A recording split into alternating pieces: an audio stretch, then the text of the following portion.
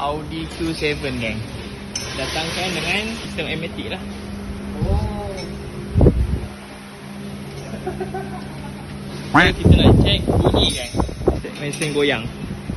Naik mesin goyang lah. Ada masalah bunyi. Satu benda je. Kereta ni datang untuk buat inspection bunyi, tapi time dia tengah naik, kita dah offkan automatic. Tak tahu apa punca, tapi bila kita dapat detect bunyi hose kat sini yang pecah teruk ni, kita dah siapkan hose brake apa semua. Kita tinggal nak buat ni je. Mesin goyang geng.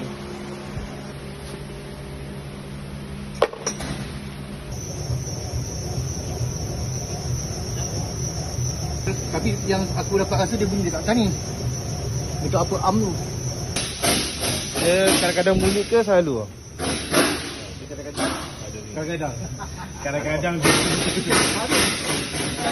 So naik mesin tak ada bunyi untuk kali ni. So kita nak test on road pula.